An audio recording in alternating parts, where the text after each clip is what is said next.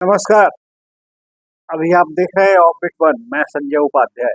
चिराग पासवान का मामला अभी ठंडा नहीं पड़ा है।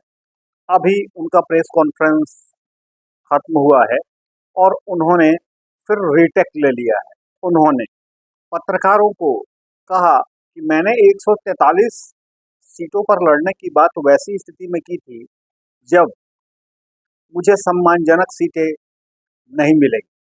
सवाल उठता है कि उनके लिए सम्मानजनक सीटें होती कितनी हैं, क्योंकि 243 सीटें हैं।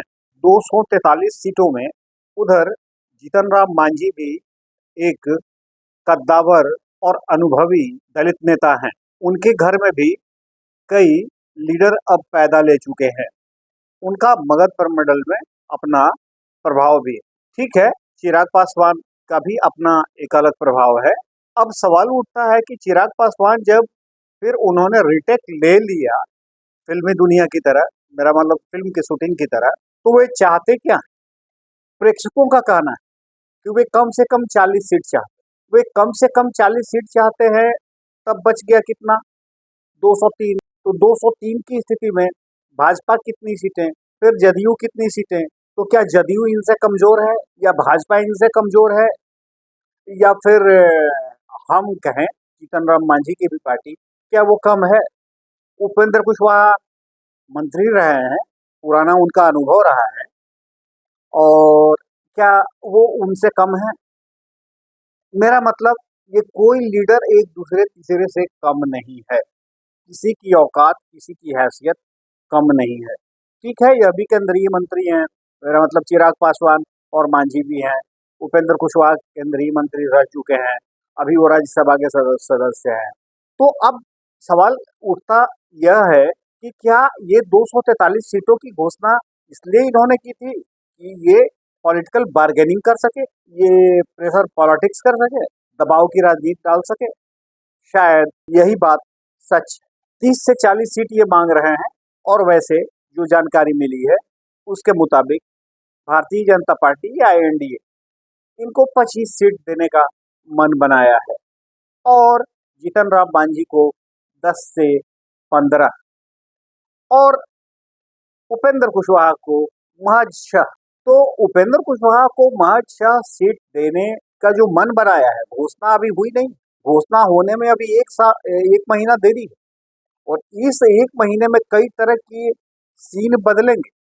जैसे कि सीन ये बदल रहे हैं और रीटेक ले रहे हैं, मेरा मतलब राम चिराग पासवान, उसी तरह तो अब सीन तो काफी बदलेगा ही। तो इन दिनों कल ही के प्रेस कॉन्फ्रेंस में दोनों तरफ से तलवारें खींच गई हैं, मेरा मतलब जीतन राम मांझी की तरफ से भी और अ, चिराग पासवान की तरफ से भी।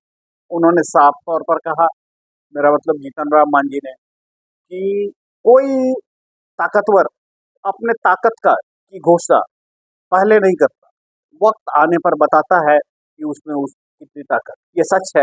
एक तरह से उन्होंने संकेत दे दिया कि वो ताकतवर है। दूसरी ओर उन्होंने बिना नाम ली इन पर आरोप भी लगाया कि ये अपनी ब्रांडिंग के लिए भाड़े की गाड़ी भी लाते, 10 गाड़ी पीछे रहती, 10 गाड़ी आगे रहती, और वो जय जयकारा करते, इनके पक्ष में नारे लगाते।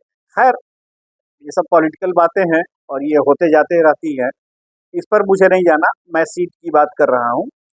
तो लबो-लुआब यही है कि चिराग पासवान सीटों के लिए ही ये बार्गेनिंग कर रहे थे, या कर रहे हैं, या सीन बदल रहे हैं, या रीटेक ले रहे हैं। चिराग पासवान भी अब उपेंद्र कुशवाहा को 6 सीटें तो मिलेंगी, ये एक तरह से भारतीय जनता पार्टी के विश्वस्त सूत्रों ने मुझे बता दी। लेकिन 6 सीटों की जैसे ही उन्हें जानकारी मिली, बड़ी सुलझे हुए पॉलिटिशियन की तरह वो जाकर नीतीश कुमार से मिले, और नीतीश कुमार ने कहा कि मैं विश्वस्त सूत्रों ने मुझे बता दी। लेकिन 6 सीटों की जैसे ही उन्हें जानकारी मिली, बड़ी सुलझे हुए पॉलिटिशियन की तरह वो जाकर नीतीश कुमार से मिले, और नीतीश कुमार ने कहा कि मैं आपके साथ हूँ, कुछ और सीट मैं आपको अपनी ओर से दे।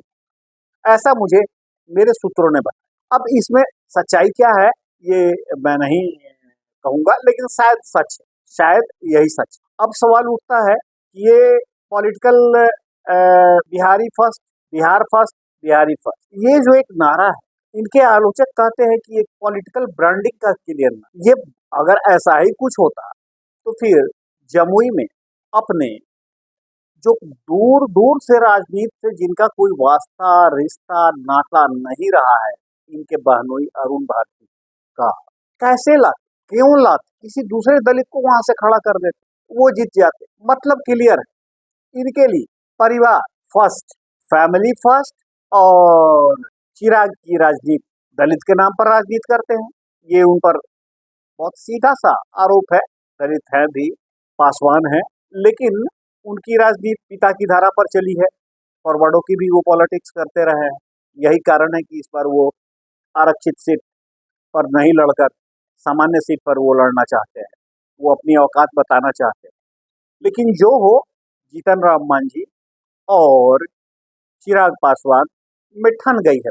अब इधर कांग्रेस एससी के प्रकोष्ठ प्रवक्ता आदित्य पासवान ने कहा कि देखिए, अगर इन दोनों में दलित प्रेम होता और दलित भावना होती तो ये जमुई में अपने बहनोई को नहीं टिकट दे, किसी दूसरे को भी ये टिकट दे सकते, वह जीत भी सकता था। उसी तरह से उन्होंने जीतन राम मांझी पर भी करारा हमला किया और उन्होंने कहा कि इमामगंज जो उनकी पुत्र बधू जीती, वो इमामगंज में वो दूसरे कैंडिडेट को भी वो टिकट दे सकते, मेरा मतलब जीतन राम मांझी।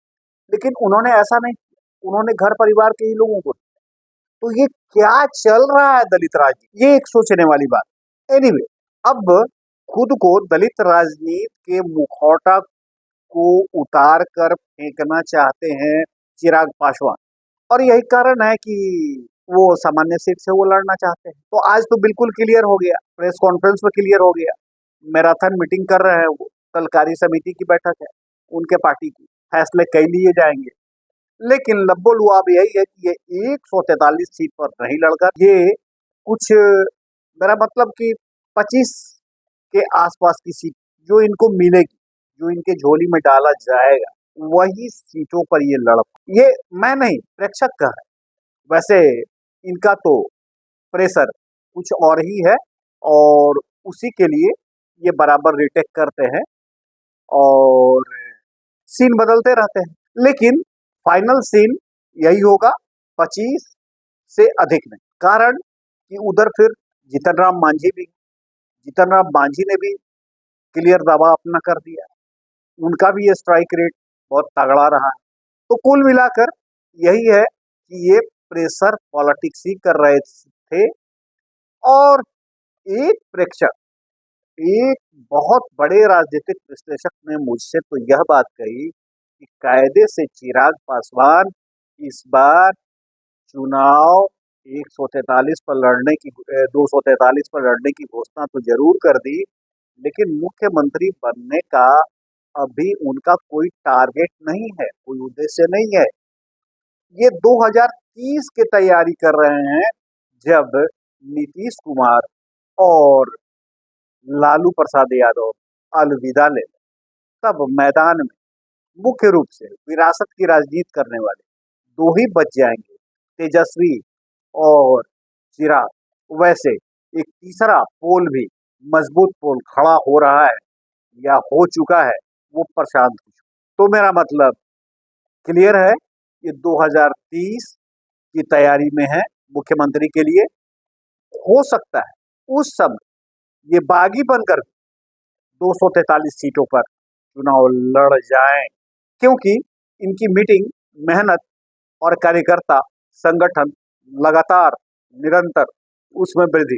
तो धन्यवाद, मैं फिर मिलूंगा आपसे। अभी आप देख रहे हैं ऑफबीट वन।